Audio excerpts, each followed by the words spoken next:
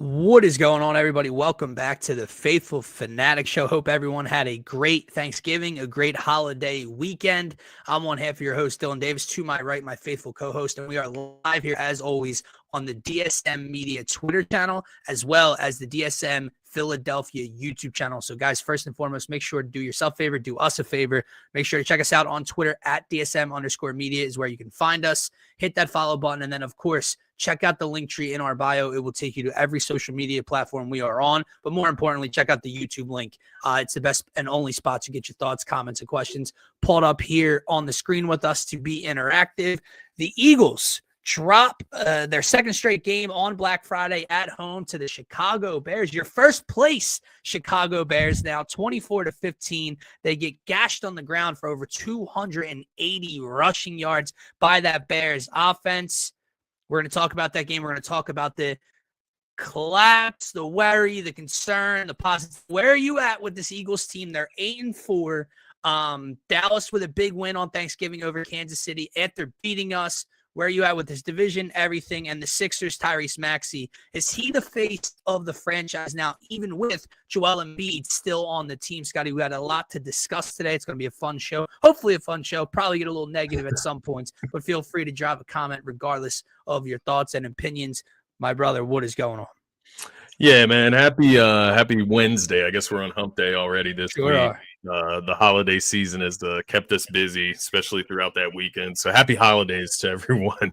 To get that out there over the weekend, I think we were probably too pissed to be, giving anybody. Yeah, I wasn't in a very giving mood. Yeah. Exactly. I'll be honest, man. I came out of Friday night. Like Thursday night, I went into Friday very skeptical. I won't lie to you. And if we would have had a show Friday, I would have talked a little bit about it. But there was some stuff on that Thursday night slate Thursday Thanksgiving slate, I should say, that was just a little odd, man. I mean, the offense, the pass interference calls in the Dallas and Kansas City game, very just mind-boggling in my opinion. And then you see it kind of extend across the league, right? Zay Flowers gets called for an offensive pass interference against the Bengals. And then all of a sudden you start to think about it. On Thanksgiving, every single underdog won in their respective game, right? And it made me feel a certain way going into Black Friday. You get to the start of that game, and I'm just like, damn. But no, that's not that it changed the outcome of this game. But AJ Brown got called for one of the most egregious offensive PI calls too. So it's just that's kind of where it is a funny that's where I was going. Point that you found there. But no, as you take the weekend or this extended weekend to kind of process everything and restore your faith in the National Football League, in sports, take your mind away from the sports betting side of things and get back to the actual nature of the game. And, there's a lot to look back on this weekend and a lot to point to when you look at this Eagles roster. Not the best game, not even close to it, by Jalen Hurts. There's a lot of skepticism, a lot of criticism that's come about number one once again. And, the last 4 weeks, even with the 2 dubs mixed in there, it hasn't helped our offensive case, right? So we got some things to figure out for sure. I'm not shifting blame to the referees by any means. There seems to be an agenda over the last week or so towards getting somebody back in the mix of the postseason. But I'll let it ride and we'll go with it because the Eagles are better than that. They're better than agendas. They're better than narratives. They're better than all of that. That is my true belief. And for them to be dropping down to the play level that they've dropped down the last 2 weeks specifically, there's some problems there. So I'm not going to shift the blame anywhere other than into that locker room. But maybe that's where we start, right? Yeah, like Kevin Tulo's getting, what was it? Eggs. I saw rocks, but then I saw eggs. I don't know. Sure. The first report I saw was eggs. If it's rocks, that's ridiculous. Don't get me wrong. You can't be doing that shit. That shit is so stupid, so childish. It probably was teenagers, whatever. But I've seen people tweeting charge them to the fullest extent of brother. If his egg, that shit happened the night before Halloween, like every happens year. to teachers. Don't get me wrong. I'm not making excuses for doing it. Yeah. I'm just saying, like, some people are trying to be so high and mighty on social media. Like, I don't care if they're 15. Charge them to the highest extent. If they egg their TP to his house, calm the fuck down. Let me just say that. Don't do it. It's stupid. But relax. If they threw rocks at his house, broke shit, different. That's a little different, right? Yeah. But it's relax, people, okay? But anyway, little egg splatter ain't hurting nobody. Yeah. Let's get to the more serious topic here. Yes, what the fuck took place 5 days ago, man? Because it feels like a distant memory at this point, but it just keeps coming back to me piece by piece. And there's a lot of blame to be thrown around, not just in this game, but recently, right? And where do we kind of go from here? They get gashed on the ground defensively. It was, that was kind of, I don't want to say the more worrisome part, because the offense has been the more consistent worry, and that's the thing that I kind of feel like we have to figure out.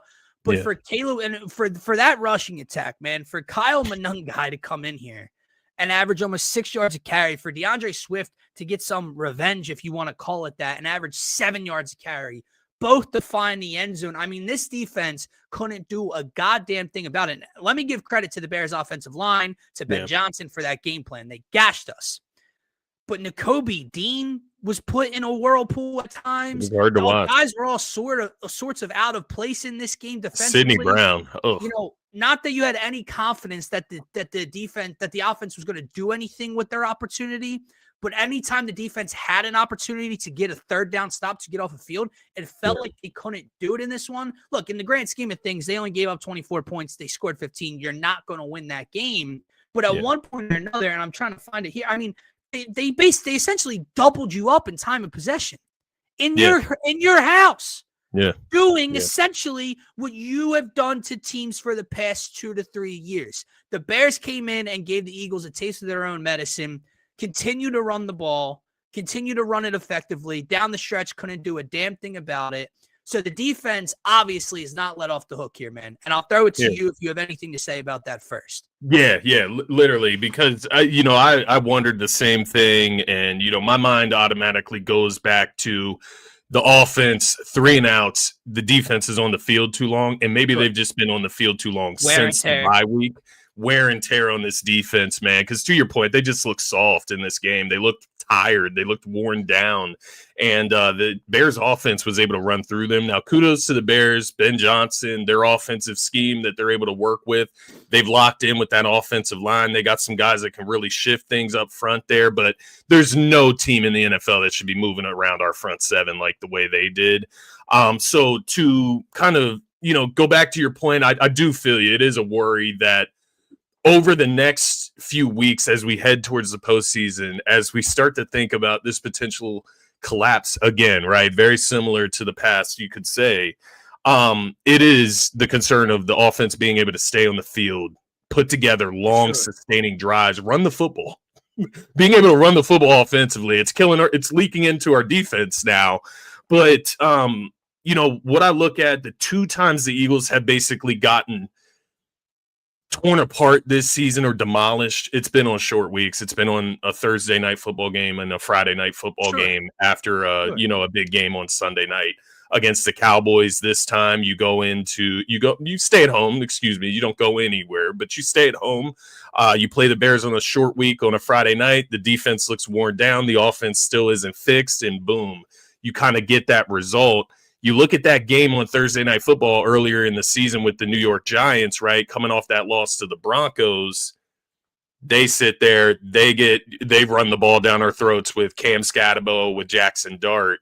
And, it just kind of looked a lot similar or a little similar, I guess you could say. So, I don't know. It is a fair concern, to say the least. But I do think solving the offense can fix a lot of things with this team right now. Absolutely. Yeah. So that's kind of why I wanted to start with the defense, because even though they got absolutely annihilated on the ground in this game, time of possession obviously plays a major factor in that. There are explanations as to why. There's reasonable explanations, honestly, as to why that occurred. And, if you would have told me before the game, Caleb Williams would come in here and have a 56 quarterback rating and 150 passing yards turn the football over. DJ Moore has 2 catches for 17 yards. Roma Dunze has 2 catches for 8 yards. No receiver on their team at all has more than 36 yards. I said, well, that's a good day at the office. A, the defense probably locked shit down, and B, the Eagles probably won this game, right? No, it was quite the opposite. So they're not let off the hook in this sense, but sure. The concern for the defense going into that game is obviously Sidney Brown having to start in place of Andrew Makuba. Yeah, which, by the way, I'm glad you said that, because that is something I forgot, man. And I noticed it in the end zone, and I think the guy ended up dropping it on that kind of comeback to the pylon play. The ball was too short. The pass was too short. Dude, he has to fuck off the field, Scott. I don't know who can replace him. I don't know. I don't even know what the depth chart looks like. Marcus Epps is coming back. Fine. I swear to God, Scotty, I'm fine with it. Because I'm cool with it. They didn't lose this game because Sidney Brown was bad in coverage, right? He wasn't getting toasted. Like I just mentioned, it wasn't through the air, right? But if I can notice by just watching live on my television how out of place you look, and how bad you're getting beaten, regardless if the quarterback makes the throw or not, you can't step foot on the field moving forward. Dude, that one, he literally did like a complete inside you loop and was off his guy by 17 yards. Yeah. If Caleb Williams is playing decently or the wind's not going that day, that's a touchdown easily. I know I'm kind of picking on him here, but I've said this for the last year and a half now. I say this to you all the time. If Sidney Brown's on the field, bad things are happening. And obviously injuries have occurred, and that's kind of what sucks there. But they have to figure something out. You have to go a different route because he's simply unplayable. He can't cover anybody regardless. So, I'm good on the Sidney Brown thing moving forward. But let's get to the offense, shall we? Look, like you kind of started out the show. You were talking to me before the show started. About people kind of either jumping ship or continue to drive the nails into the quarterback, into Jalen, and pick on Jalen. And look, this was, I'll be honest, this was Jalen's worst game to me of the season.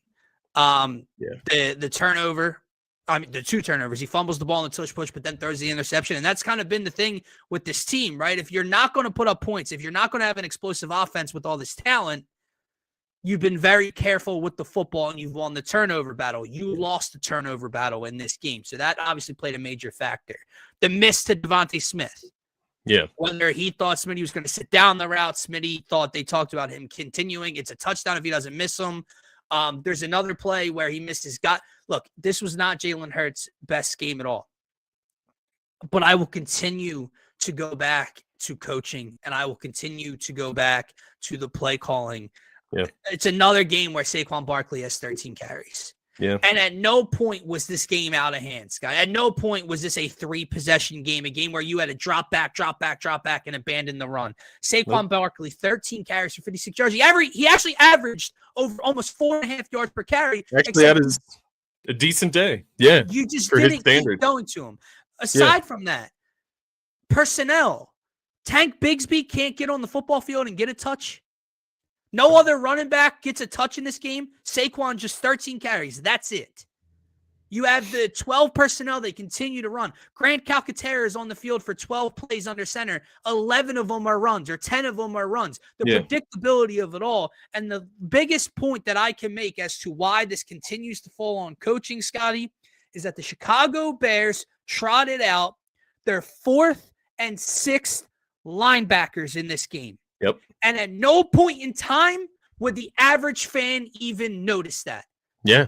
Because they did not make it a point to go after them. And that is not on the quarterback missing things. That is not on the quarterback turning. That is on simple play design. Yeah. Because, even on that, because I've seen it pointed out several times, and it's fair to the naked fan eye, casual eye. I do get it. When you look at that play with Smitty and the missed throw, you see Goddard streaming up the field. He's wide open. He's not the read on that play. That's what it comes down to. When they called that play, the number one read on that play is Devontae Smith. Yeah. Yep. Dallas Goddard is wide open, streaming up the field wide open. But to your point, they didn't come into this game plan thinking, let's get Goddard the ball. Is much success as Goddard has had, especially in the red zone this season. They didn't think, let's get some design plays for Dallas Goddard to get him the ball against these linebackers down the field. And that is just the biggest indictment on this coaching staff. And once again, man, as the season goes on, my mind, it just continues to go back to Sirianni. And I think it's partly because of what he's been saying out in the media as well. Like, just he's putting his neck on the line with Kevin Patullo. And I honestly think at this point, he's genuinely doing it because it's his fault.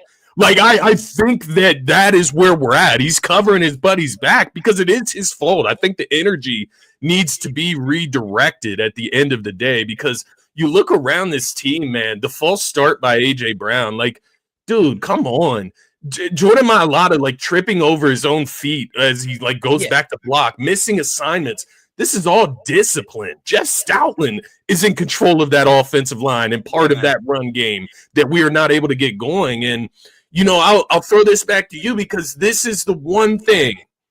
It's not the one thing. There's two things that, like, kind of give me hope for this offense and for this Eagles roster and for the running game, is that if the offensive line could just get it to fuck together, that will solve maybe 50% of the issues right now, which are running the football, keeping Jalen's pocket clean, keeping pressure out of his face, and then we can shift our focus to the play calling. I think we're so far drawn back as an offense right now that we can't even look, like, at the play calling directly, because these guys are so undisciplined within what they're doing, man. But the offensive line is the number one detractor for me right now. And I am really glad you said that.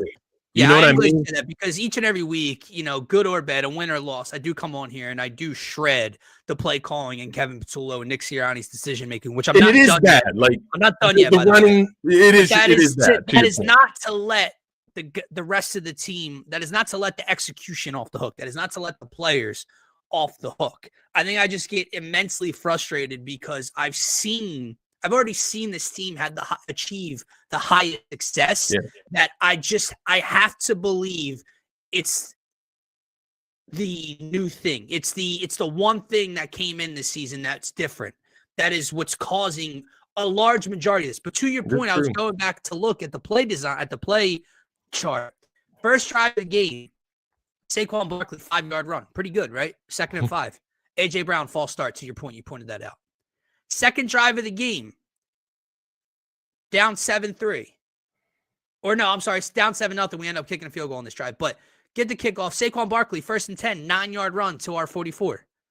Landon Dickerson, false start. These are our leaders. That's just the first two possessions. I haven't gone down. I'm not through the rest of it. I haven't seen if that continues, if that's a common theme in this game or not.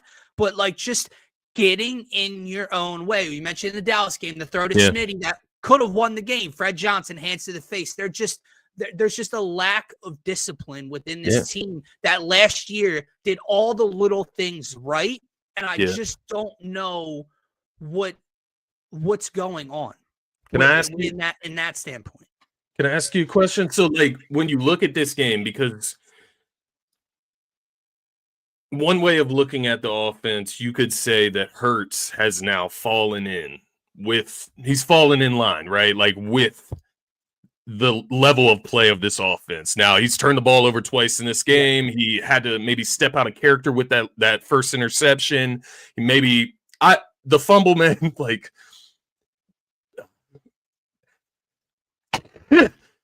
I don't know. Like, I don't even know if that. I don't know. Like, I don't know if the play should have been called dead. I don't know if he had the ball back on the ground and was already down even after the ball came out of his arm. Like, they didn't ever re-show that play after the commercial. I will say this. I don't think his progress stopped long enough to blow it dead there. And from what I saw, what I remember.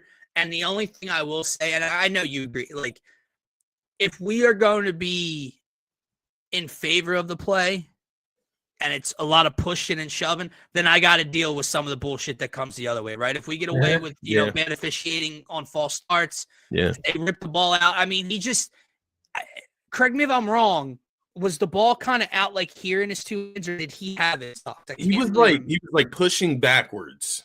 Like, he like had his back to the pile and he's pushing backwards, and the guy just comes in right here and like scoops it out. It falls like in between his legs, and then it's just like a grabbing war down there. But you got to remember, like, I was thinking at first maybe he was a little out here, and you got to remember, like, because they did blow that play down a few weeks ago against someone else. How do you feel about the play call? Was it, correct me if I'm wrong, was it 3rd and 1 or 3rd and 2? Oh, to do that. Yeah, like to call that play in that situation. Which I know. It's our bread and butter. It's our play. But, man, I don't know about you. It hasn't been as successful, I feel, as the season is going on. The offensive line is just not getting a push. I think that's what it comes down to. Because even on that strip, Jalen has his back to the pile. He's trying to push the pile because he's getting no initial push. Man, and I'm not even going to lie to you, bro. Like, again, it's 5 days ago. It's kind of slipping my mind with the weekend. I completely forgot at like where that turnover took place and the time of that fumble. Like it was right after. Oh, bro, it's a 10-9 game at that point, and it's towards the end of the third quarter, and we're at Chicago's 12. Was it after the interception, Jalix Hunt? Yes. And so here's my thing. Momentum. Right? So you are right. It was 3rd and 1 at Chicago 12. 3rd and 1. Okay. 3rd and 1. It's tough because, when they don't call it and they run it and get stuffed, we sit here and I scream and yell that you had the most unstoppable play. Why wouldn't you run it twice? Yeah. On this drive, let me just throw this out there to kind of pique the conversation. On this drive, Saquon Barkley on first down, 15-yard run to Chicago's 21. Saquon Barkley on first and second there, 4-yard run at Chicago 17. Saquon Barkley, 5-yard run. So Saquon Barkley had 24 yards on 3 carries on this drive and got you to the 12-yard line. I know I'm nitpicking if I say it that way because if you don't run it and he gets stuffed, we're probably ripping our hair out. Why wouldn't you push it? You're right there. Yeah. Jalen simply just has to hold on to the ball there. But when that got, like, you finally had a day where this dude's averaging 4 to 5 yards a carry. It wasn't 4th and 1. It was 3rd and 1. Right. It's tough. It is tough. Let me ask you this before we move on, because I do want to spin some positivity into this conversation at some point. Yep.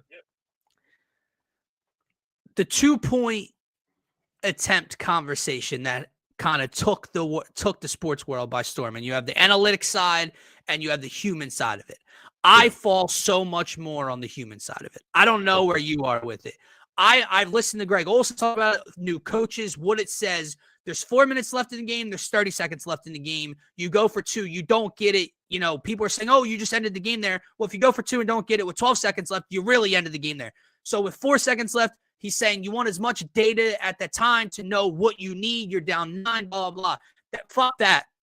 It's the human element. If you are a player on that team, it could be the same thing in an NBA game, whether you're down 5, whether you're down 8, right? Like, you kick the extra point there. You have 4 minutes left to get a stop, and it's a 1-possession game. I understand you still need the 2, and that's just tying it. I understand that. But it's in your mind, if you're Jalen Hurts, if you're A.J. Brown, if you're Saquon, that is a 1-possession game. I get the ball back with 2 minutes left. I have a chance to go tie this game up. Yeah. You get the ball left. You get the ball back with 2 minutes left, down 9, no timeouts. That game's over, brother. In your head, that game is over at that point. Living to die another play, and they had room to do so. Is the best way to put that. Like, living to die another play, because you basically killed all momentum when you don't get that 2-point conversion where you could have built momentum. And that's that's a running theme. It's a running theme of this game, man, just killing any momentum that you have the opportunity to build. They did it at each and every point in this game where they had something that they could have built off of. You had the Jalix Hunt immaculate pick after the Eagles finally have a touchdown drive. Hold up, let me roll it back. Eagles get their first touchdown of the day. Jake Elliott misses the extra point. So there's one part of it, and then you go on defense. We get the Jalix Hunt interception, and then we go down the field. We get Saquon running. It looks like we might have an old-fashioned type of Eagles offensive output. We do the tush push. Jalen Hurts gets stripped on the tush push, and it's from funny, there it just kind of keeps going back and forth, man. Like, they just continue. Everything starts falling apart like dominoes, man. Jake against Dallas misses the field goal this past week. Not just the extra point. It didn't matter at the end of the game. Don't get it twisted. Damn. But he misses it. And I know the wind, whatever. He misses a 52-yarder to try to make it a 1-score game. You go for the onside kick if you get it. Like, they just every phase of the game can't get out of their own way right now. That's the problem. Absolutely. But yeah, no, I completely agree with you. Can I ask you something real quick? Yeah. Do you remember what play they ran for the 2-point conversion? It was definitely a pass, right? Yes, I can tell you. I'm on the play call. I'm on the play sheet here, so I can definitely tell you. He passed to Saquon Barkley is incomplete. Where was Saquon Barkley? I want to say he was like already falling down. Under pressure at the time of the throw? Like I can't. I'm pretty sure. And Saquon was like already falling down when the ball was getting there or some shit. Like it wasn't even close. Yeah. So, but that's what I mean by it, man. Like people keep saying, well, you know, you leave yourself time and you have time. Okay, well, at that point, you don't get the 2-point conversion. You're down 24-15 with 4 minutes left, 4.5 minutes left. What is more realistic to you at that point? Having a chance at the end of the game down 8, potentially, or down 9, going down, getting point. Well, first of all, getting a stop, using your timeouts, getting the ball back, going down, getting points, kicking an onside kick, recovering it, going down, getting points. All in 4 minutes. Oh, well, we have more time. We have more data. Your data means jack fucking shit with 4 minutes left. Yeah. No, like I said, I man, agree. if you are Jalen, AJ, that offensive line, you get the ball back with 2 minutes, a minute and a half, hell, a minute, down 8. You know the objective. We go get a touchdown. We have a chance to tie this football game. Down 9, you don't give a fuck. That last drive would simply just throw it like we could throw it. The Bears are sitting back. No one cared. Yeah, no, I completely agree. That was an interesting point in the game. Like in hindsight, I guess, you know, it doesn't matter too much, but like, yeah, to your point, it could have played out differently. Who knows? It's hard to say. Well, let me Maybe there was. Let me throw this at you. Was there thought about Jake Elliott missing the extra point? I don't know. Like the way they were, where everything is going so wrong for them. It's hard to like. I don't know. You know what I mean? I don't know what to do when things start going wrong because. We start the season right. You're at the 7-2 or the 8-2, whatever it was, 6-2 when you go into the bye. Yeah. And then you beat the Packers and the Lions. Beat the Packers and Lions. You get to 8-2. Yeah. And then it's like all the self-inflicted wounds start coming out, right? Like the discipline, the missed routes, whether that was Jalen incorrect on reading the play or Smitty incorrect on reading the route, whatever it was a miss. The offensive line and their misses. Like I watched Mailata like run into Goddard on a running play and Saquon get walloped in the backfield. Yeah. Like that type of boneheaded stuff has now leaked into the game, and now we're losing. So they can win with the half-ass play calling. As bad as that sounds, they can win games with the half-ass I want to get to that. I want to get to that. It's actually a great lead. I was just going to throw to you. The last thing about this game is like, oh, well, it would have mattered. And I know, like, the way the Bears call the plays, the way the timeouts work, like, let's just say you kick the extra point after the touchdown, right, with 3:10 left. You did get the ball back, and you know how we were just making fun of that Jake Elliott missed field goal at the end that didn't matter? That was at Chicago's 34 with 13 seconds left. So, look, the game could play out differently. Like, maybe you don't get the ball back. Chicago calls things differently, etc. But you theoretically could have been down 8 at Chicago's 30 with 20 seconds left. Yeah. And a chance. Instead, you had no chance, and we go home. But to your point, I'm glad you brought that up because, look, 28 and a half minutes full of negativity, and they deserve all of it for what took place on Friday and the blown game in Dallas the week before. Do not get that twisted. I'm going to need everybody.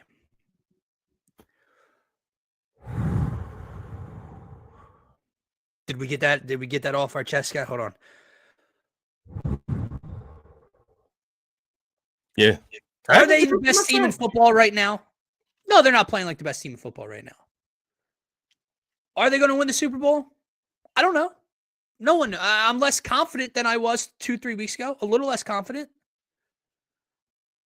But my God, man, the conversations that are being had. I mean, there's legitimate people on WIP not saying that he will be or should be, but the thought of one more bad game, Jalen Hurts getting benched. This team I promise you, regardless of what you've seen the last 2 weeks, this team is still a top 3 team in football. And the Rams look fucking phenomenal. They look great. They look like a juggernaut.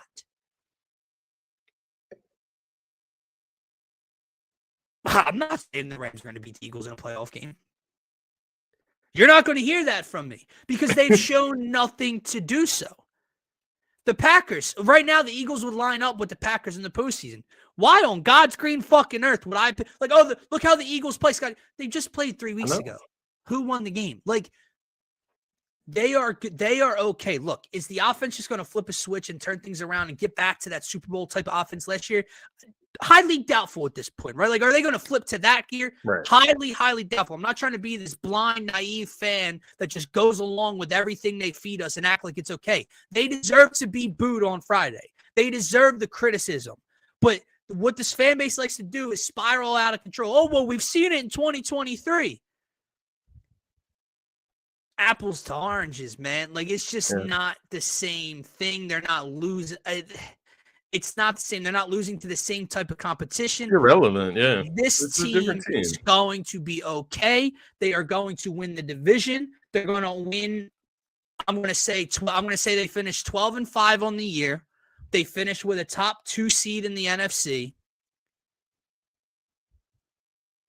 And we'll see what happens in the postseason. But everybody, I know Rich Eisen just said it on his show the other day. To quote Aaron Rodgers, RELAX. Yeah. They're still a very, very, very good effing football team. Yeah, no, I completely agree, man. That's the biggest takeaway for me. Like, I'm glad we had time to to relax from the weekend, because I came out of, Friday. I was thinking some very negative thoughts, and I'm looking at our defense get shelled out by those 2 running backs in Chicago, and it was hard to watch is the best way to put it. It was very hard to watch. You have to kind of revert back. It's a short week. Defense definitely looked tired. That could explain a little bit of what happened there on the defensive side of things. And like we said throughout the show so far, man, it's the little things at this point. If the offensive line could just get their reads right, get their assignments right on said plays, if we can just cut the penalties down a little bit right now and not be a top 10 team in penalties this season, right? It's all things that I've seen us do in the past. It's things that I've seen us excel at in the past, right? Just get back to being decent to good at it, and we'll get back to being all in-house. That's my thing, right? Like, this isn't a baseball team. This isn't a Phillies team at the deadline or a Sixers team at the deadline that needs out. They have to go find the missing piece. It's all in the home. It's all right there. Yeah. I think they have enough leadership. I believe they'll have enough leadership to turn this thing around. I just want to say this to you, and we can move on at any point. It's up to you. But, like, it's just, I'm getting to that point where now, like, somehow you're allowing us to become the underdogs again. And you don't want the Eagles. You don't want that. You don't want that to happen. I remember the end of last year, man. Remember when we beat Green Bay in Brazil? And then heading into the playoff game, when people were picking Green Bay, what was their reasoning? Well, that game was a long time ago. This is a completely different Green Bay team. The Eagles don't look as sharp as of late, blah, blah, blah. Guys, the games get played for a reason.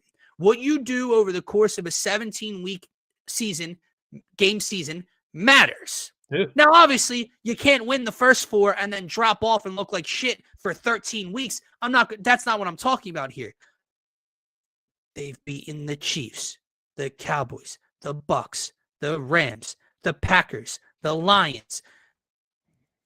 That is all going to matter. That is all going to mean something to you come the end of this season.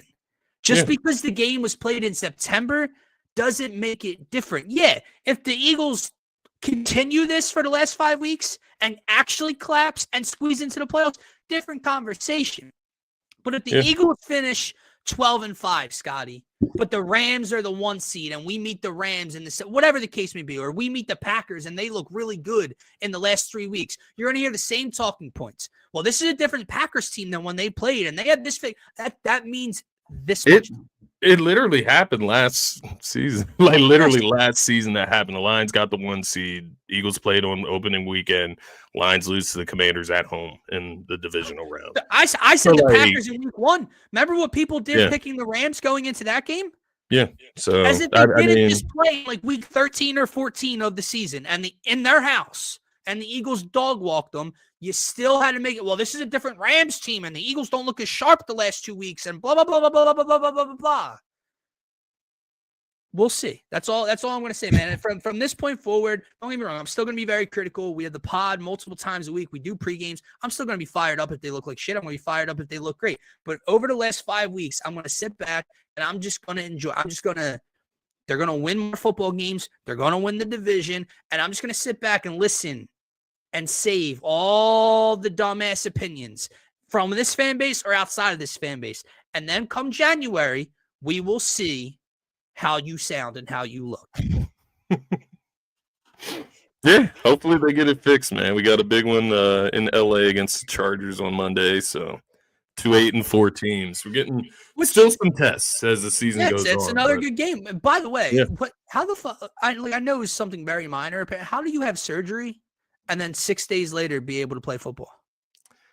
Not that he's going to, but like they're not throwing it. I don't know. I was wondering how Rodgers could fracture his non-throwing wrist and play with a cast on one hand. Like it didn't work out for him. So I don't know. I don't know for Justin Herbert. I guess it's maybe a pain tolerance thing if he can grip the ball or not. But I don't know. It kind of like doesn't matter. You know what I mean? Like it's one of those things. We're at this point in the Eagles season where I want him to play. It didn't matter who they played next week. You have to win that game. That's for what sure. It comes down to. I want them to play. I want the challenge. I want the better team. I don't want any excuses from anybody. I want the Eagles to go in there on a long week now and figure this thing out because this is going to be from a Friday to Monday now. So we can sit here and it was a short week. The two of the bad losses you had. Well, now you get extra days. You get extra rest. You get extra prep. Figure it the fuck out. So leaders need to step up. Captains can't be making mistakes that cost you the game. So, let's step up. Anyway, moving forward, we got a little Sixers basketball to talk at the end of the show here. 11-9 of the season. Last week, I think you asked me, where are you at with the Sixers season? Like, how do you feel? And I think we both kind of agreed that they're doing fine. Like, there's not like there's positives, there's negatives. The injuries are obviously annoying and still a concern and whatever. But like, this is nowhere near like the same level. It's on the other stratosphere of like bad Sixers basketball from last year. They blow out the Wizards last night. They don't need Hunter Salas and Janai Broom get playing time in the fourth quarter in this one at home. So that's how much that game mattered towards the end. The Hawks game, I'll say this, you cannot lose that game. You can't lose with Joel, with PG, with Maxey. The Hawks, they're good right now, 13-8. Jalen Johnson's a dog. I just despise everything else they have, bro. Like you're telling me like PG, Joel, Maxey, VJ, Grimes, McCain, all available. And we lose to Nickeil Alexander-Walker, Dyson Daniels, Muhammad Guy. Do you want to pronounce that for me? Who dropped 13 on 6 of 8 shots? Gee. It was a weird one. Obviously went double OT. You had PG in the mix. He played 28 minutes. That's the thing, they got to figure it out, right? Like they gotta figure out these spot minutes. They got to find consistent rotations for these guys so that they know what they're doing going into certain moments. But overall, I do feel you. It's not like last season. I feel like there's a lot more optimism. I think with Maxey in the picture, there's a lot more optimism in general. But just moving forward, you do just want to see Embiid be in that lineup a little bit more consistently. You got VJ back now. He's been back the last 2 games, which is great. You're starting to see him get back to himself. But yeah, it is much better than what it's been. There was a little bit of a segment there where I felt like we were creeping back into like just night to night, like injury report that is like the size of a CVS receipt. But it was good to see those guys return on Sunday. Now what? Paul George played last night, right? But no Embiid. Yes. I believe Jared McCain definitely played. Quentin very Grimes well. was out last night. Who else? Is that it? Quentin Grimes. Yeah, Bona obviously came back a couple games ago from his injury. So yeah, I mean, you're missing Joel, obviously, you're still missing Kelly, and then you had Grimes out last night. So I mean, they're close. They're as close, I guess, to full health as they've kind of been the season started, but yeah, it's interesting, man. Like when you look at that Hawks game, it could just be as simple as those guys returning that night. You know what I mean? And be back in the lineup, figuring that out. But yeah, you take care of business against the Wizards. I just keep growing, keep building. You know, you obviously want to see McCain continue to further in his role, VJ get back on the roll. But the big pieces that got to get it going are Embiid and PG. And Embiid looked solid offensively, especially against Atlanta. He was looking pretty normal scoring-wise, I would PG say. PG on the year, man. I mean, he was 3 of 5 in the Wizards game from deep. What is he shooting? He's shooting just over 35%, so it's not great. But I know, like, his first game back, he shot, like, 2 of 8 from 3 or something like that. The numbers skew it a little bit from that standpoint in the limited playing time. But I think PG's been good to fine. VJ's kind of figuring out his role in between all of the main guys, right? Like the scoring's not there like it was earlier in the year, but 9, 6, 6, no turnovers, 2 steals, 2 blocks, and a +10.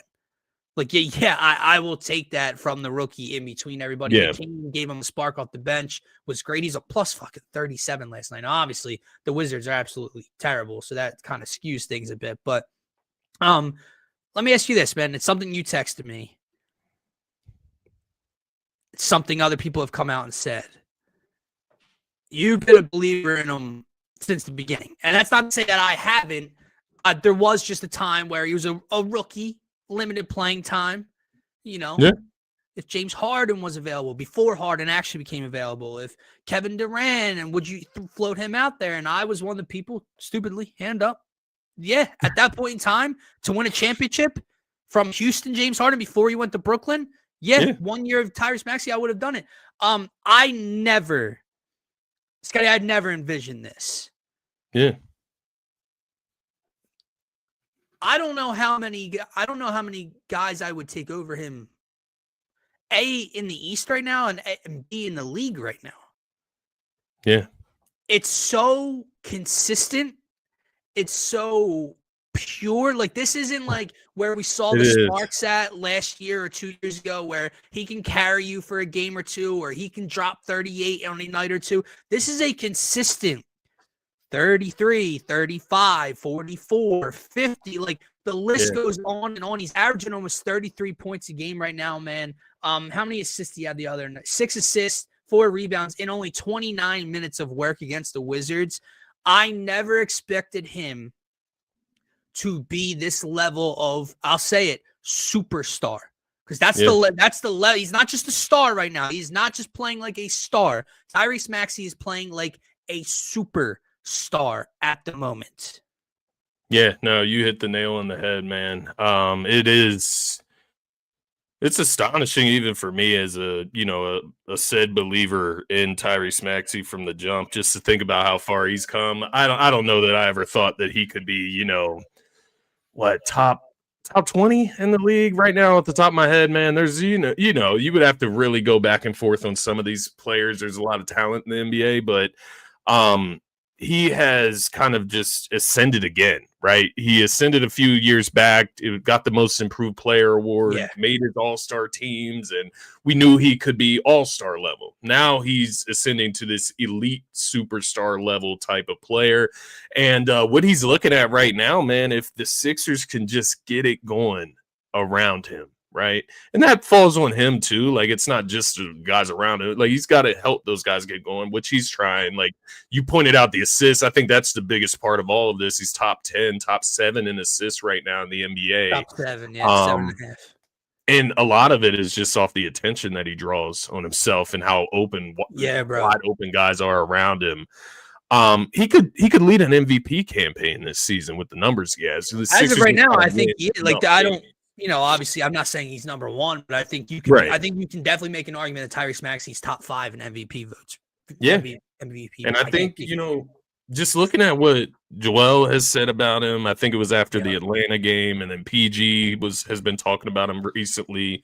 The report from Mona Shelbourne about the Sixers organization basically kind of shifting their eyes to Maxey as the franchise guy, which, as far as that goes, like, that's like, duh. Like, he's the guy that's playing all the games, every game, he's averaging 30 points. Like, yes.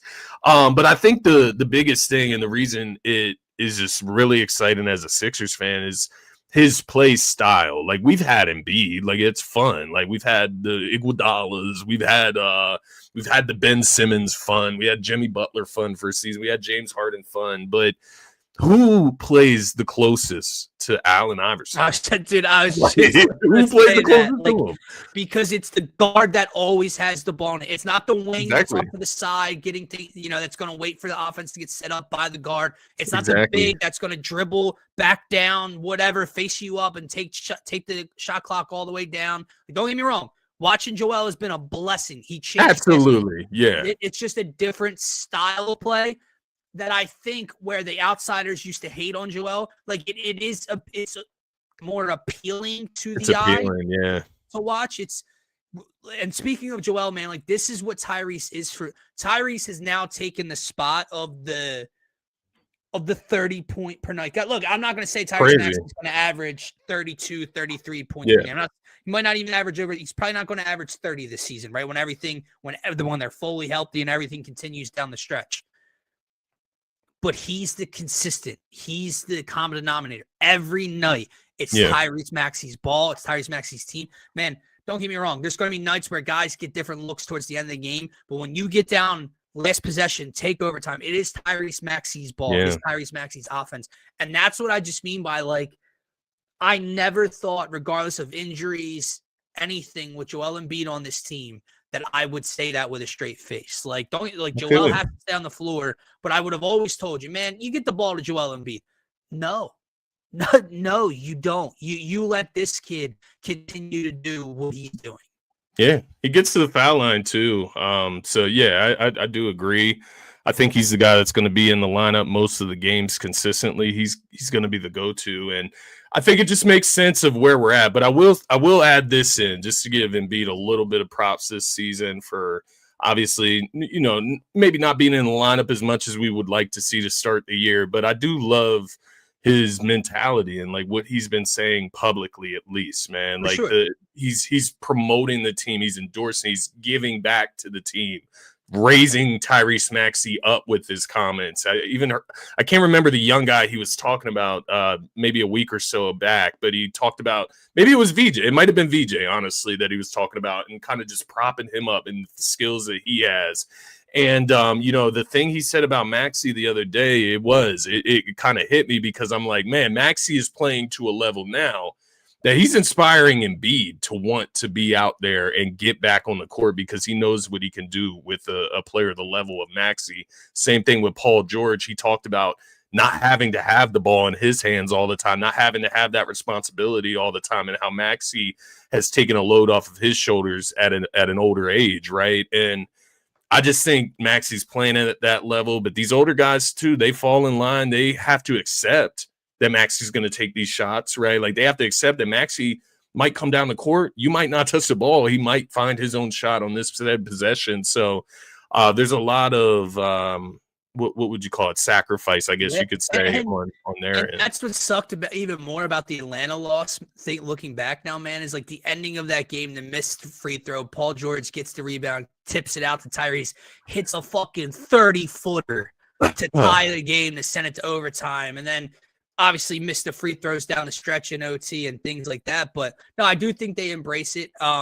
He's just completely ascended to a level that I just never even thought of. It did not cross my mind. Like, okay, yeah, the 1-2 punch of Joel and Tyrese never crossed my mind that I would sit here and say that Tyrese Maxey is playing like a top 2 guard in the Eastern Conference, a top 3 guard in the Eastern Conference, right? A top 5, 6 MVP candidate.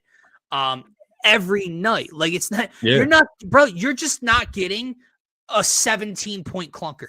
Like you're not getting, even when he's not shooting great, he's still in the mid to high 20s. It's the His free throw lowest line game now. recently is 20 against the Magic. And I mean, they got their shit kicked in. Yeah. In that game. So, it's interesting, man. I do agree. I do agree to you. He's played well. Let me throw one more name to you who has been an unbelievable piece. Quentin Grimes, man, coming off the bench. 17 a night for Quentin Grimes. I didn't question, but I was interested to see, we would get the 40-point nights from Quentin last year when he was the only guy on the floor, right? And I was interested to see how he would look coming off the bench, playing, next to all of these guys, all these other scorers. Yeah. He's just fitting in like a glove. It just fits right in. It's interesting, man. I was actually going to point him out earlier as well, because he not only gives you the consistency, but he also gives you those big nights that can win you games off the bench. I think that is a high impact. I do just wonder, as time goes on, how McCain ultimately fits in. Like, how do you fit these four guards that you could argue each of them maybe should be getting, 35, 40 plus minutes a night? It is tough. How do you divide that and still let these guys be themselves? Because, last night we got to see a little bit more of McCain. He had a better game than what he's had in, the last few, or whatever you want to say. Grimes was out, so he got to get a lot more run and maybe a place or a role that he doesn't usually get to see with Grimes there. So it is interesting. Yeah, that was kind of what I was pointing at too, TR. He does hit some big shots. He's very cold-blooded in that sense. I do agree with that. Dominic Barlow. It's the question's going to be how much 3-guard ball can you manufacture into any given night. Depends on matchups. Nick Nurse, right? Like, because you don't want to take too much size off the court, but can VJ bulk up over the next year or two to where you feel like you don't have to move like a McCain or a Grimes? Because that's what it's going to come down to, is one of these guys got to go. It's not going to be VJ or Maxey. It's going to be one of Grimes or a McCain. And I don't know. Grimes is winning that battle right now. Obviously, McCain started with the injury. We'll see how it goes. Right. On the flip side of that, Quentin's going to demand that back. He's going to get that back. That's what I was going to say. Maybe the long-term plan isn't Quentin Grimes ultimately. Maybe it is McCain to fill that void once Grimes is gone next season. So it'll be interesting. I don't want to, obviously get too far. Yeah, I don't want to look too far. Hey, man, these guys are playing well. Come out and say it now, because no one's saying it. No one's saying it. All the championship talk is on the Eagles. I'm still trying to win a goddamn championship. I feel you. I need to see more, but I do feel you. Maybe Maxey can be a guy that can lead you there. Maybe that's where we're. A question, and I saw someone say this the other day, and I wholeheartedly agree. I'm not like, I just kind of judge. Like I'm still hopeful for get in the playoffs. Let's see what happens. Make some noise. The West is whoever wins the West. To me, is going to, unless things change at the deadline, whatever, is going to run through. Can I ask you how OKC just gets away? Like, what the fuck is in the water in Oklahoma City, man? Because, like, last night, don't get me wrong, Golden State's all banged up. No Steph. Jimmy gets hurt last night. So they didn't beat no monster. And I did see they've had the easiest schedule so far this year. And now from this, like, in a week or so, it turns into the hardest schedule for the rest of the season. So we'll see if, what are they now, 21-1 or some shit? It's literally, But, like last night, no Caruso and no Lou Dort and no Hartenstein. And it just doesn't miss a beat. And, to start the season, no Jalen Williams and no this and no that. It's like, and they just don't miss a beat. Yeah. And I want to hate on the fail baiter that Shea can become. And then I watch him, dude. I watched the end of the first half or end of the third quarter last night. First half, I think it was. I think he had like 10 points in the first half up to this point. Scotty, he finished with like 17 because he scored 7 in like 46 seconds and put them up 19 before halftime. And it was like an 11-point game. Like they know what they're doing, man. And to TR's point, they're unbeatable. I don't see, barring a SGA getting injured or maybe Chad or something, some big injury to them or a series of injuries. they're not going to be beatable. They have great coaching. They have a deep, well-developed roster. Yeah. They have youth. I mean, even this guy off their bench, AJ Mitchell, just comes out of nowhere. J-Dub's out. I'm going to average 17 a game. Yeah, for you man. guys. And you have Wiggins and coming. Isaiah Joe just continues to hit big shots for deep threes for them, and that's where it like annoys me. Because I want to say they still have a guy that has not played yet too. That is deadly. Am I tripping? Maybe it's Nikola Topic, and we don't know when he's going to play, but he's this highly regarded prospect on their bottom of their bench. Right. It's like just never ends with these guys, but they play like fundamental. They play disciplined basketball. For sure. And it doesn't matter. Like again, like last night, like I watched them be up 18-19 at half, and then Golden State makes their run, and in the fourth quarter, Golden State's up by 3. It didn't matter. There was no sweat to them. There was never a cause for concern. But like it only annoys me because I've spent so much time. We've spent so much time, and it feels like the way that we've tried to win is, go out and get go buy the superstar, go get this, go get that. And it's like, okay, J-Dub special, Shea, best player on earth, potentially best player on earth, right? Coming off the MVP of the championship. Chet, monster, right? But then you get to like Isaiah Hartenstein, Alex Caruso, Isaiah Joe, with like these dudes that like I wouldn't have cared if the Sixers signed in an offseason before coming from the Knicks or the Bulls or wherever else they came from, or when we lost Isaiah Joe, etc. And these dudes are just big time role players on the best team in the NBA. Yeah. That's like that shit bothers me to no end because it's like the Hawks game when I mentioned, we have PG, we have Maxey, we have Embiid, we have VJ, and we're losing to Nickeil Alexander-Walker and Dyson Daniels and shit. Like that doesn't add up to me, man. We need our Barlows and our Oubres and our Edwards to step up. Yeah. No, to that point, man, I do feel like, to what you're kind of describing, I think this season is kind of the difference in that approach. They didn't try to go out and, get a star this offseason. They drafted VJ, brought him in. That's youth. We're going to develop him, see what he becomes. We got McCain last year. He's developing, see what he becomes. And then you take a few shots in the dark on guys like Dominic Barlow and Trendon Watford and so on and so forth. And I don't know. It's working out. To TR's point, Dominic Barlow, I don't see like he doesn't bother me when he's on the court, man. As weird as like you talk about no name type of players. That is a weird thing, man. Out of everyone, like Jabari Walker bothers me sometimes. Really? I don't like Jabari Walker. Justin Edwards bothers me sometimes with the shots. I don't know. Maybe I'm being a little too hard on these guys. He bothers the fuck out of me, dude. Like, and I know he had some games. I know we had like where he went off in the fourth quarter, and we had the "Where were you when Justin Edwards won the game" type shit. Like, he just constantly seems, and maybe it's the betting angle for me where like I need the Sixers team total or I need this, and for some reason on that night, Justin Edwards is chucking 7 threes and he's 1 for 7 and he's got 4 turnovers, and it's like, dude, get off the court, man. Besides him, I don't really think there's anyone that really bothers me on this team. That's fair. It's fair, and I threw Jabari Walker under the bus. He's a good hustle guy. I'm not gonna diss him too hard there. I just was kind of using him as an example. Yeah. I would rather see Watford before he was injured. I would rather see Barlow before Jabari Walker. Absolutely. But I'd rather see Walker. Walker or Edward. It is funny, bro. I swear to God, every time he checks into a game, like he won't play the first half recently, and then like Nick will check him in the third quarter when they need something, hits a wing or corner 3. Every time.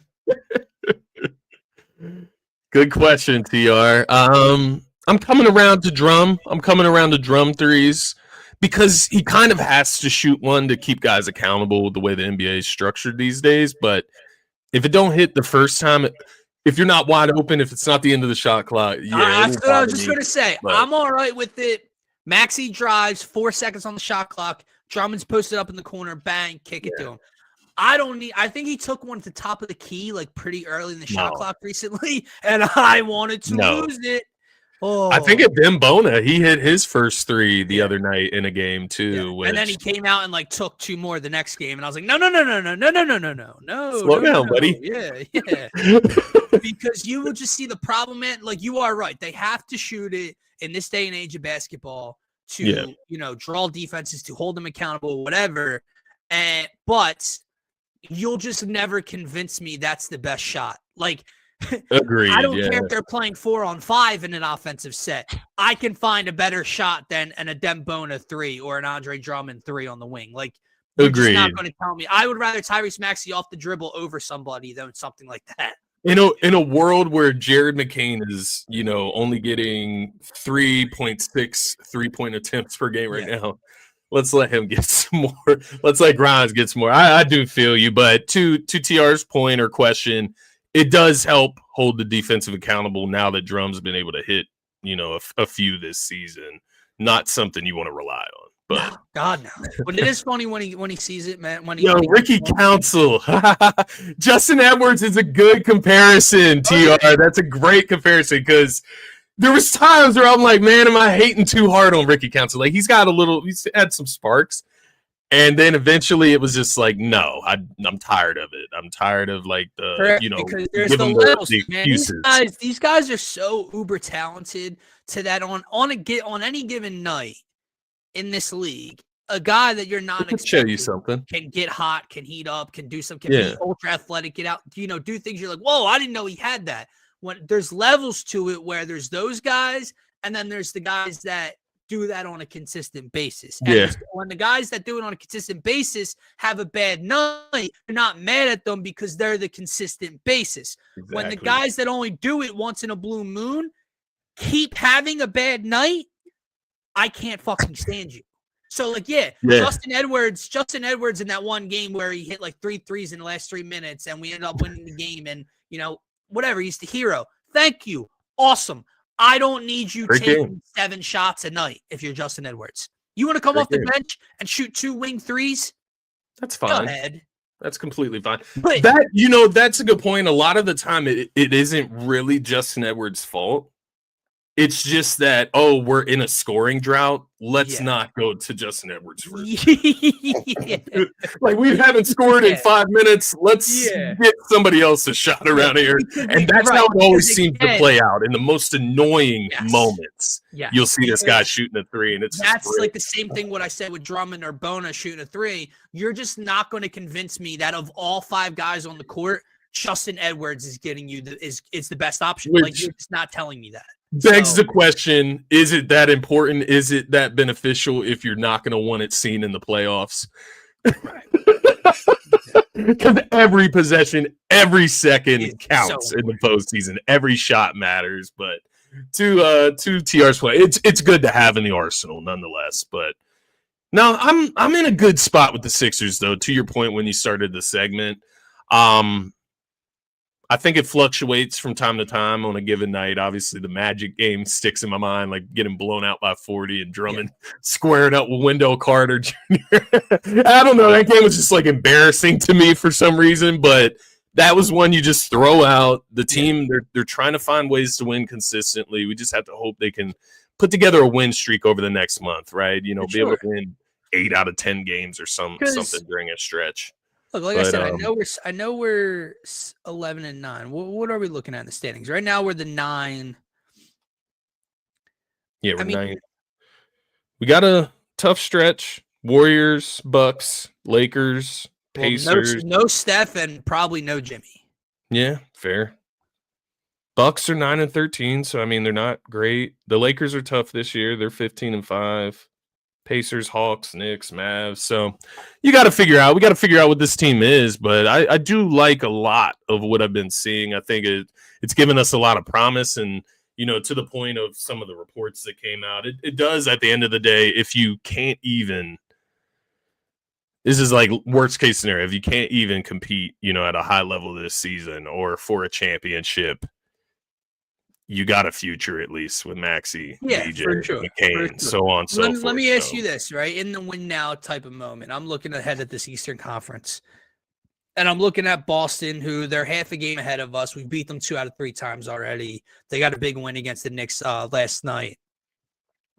I would suspect that we finish ahead of the Celtics. I get to the Hawks, 13-9, just beat us. That's another team I would look to leapfrog. As an NBA guy, when can I expect the Toronto Raptors to knock it the fuck off?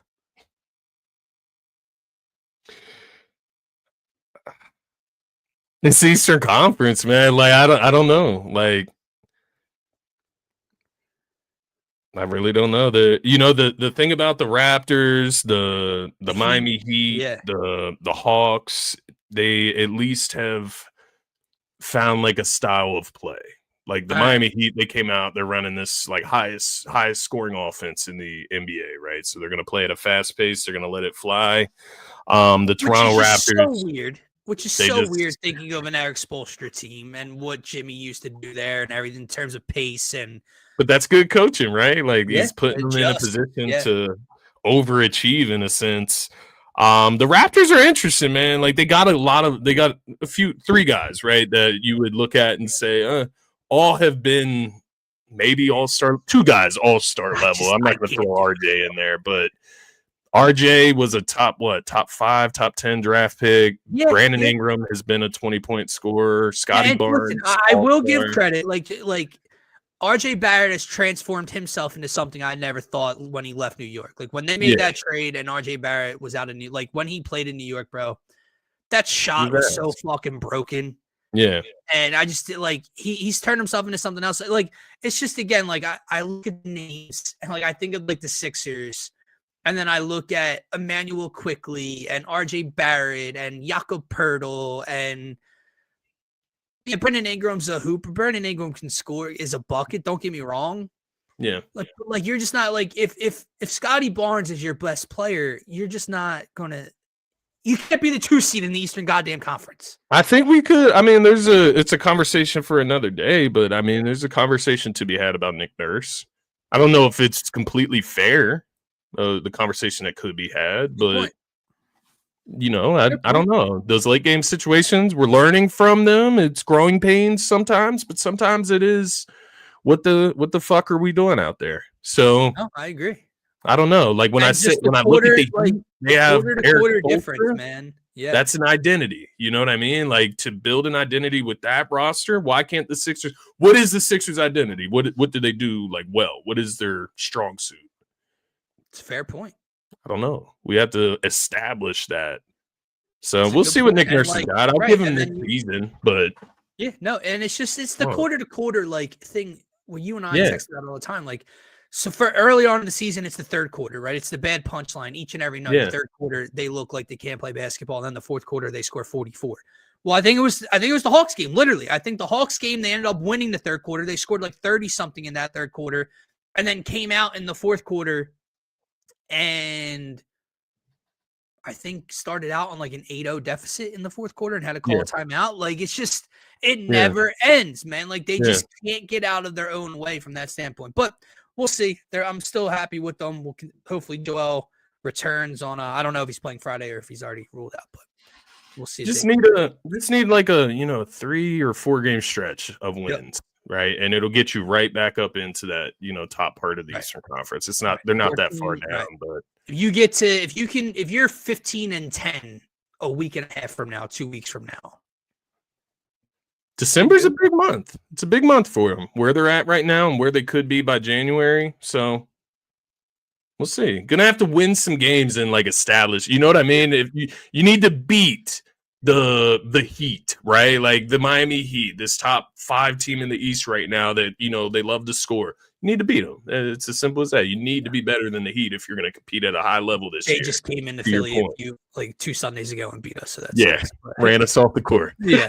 But all right, that's gonna wrap up this Wednesday edition of the Phaithful Phanatics Show. We will be back tomorrow night on the Turf Talk YouTube channel, and then Friday afternoon as well, around the same time as today. Yes, sir. Talking more Eagles, more Sixers, and whatever else you guys want to get into. Subscribe to the YouTube channel, please. We're at 190. We continue to grow. We're almost at 200. Help us get there around the holiday time. We greatly, greatly appreciate each and every one of you. TR, it's been a pleasure as always for myself, for Scotty. Peace out, everybody. Peace, everybody. See you next time.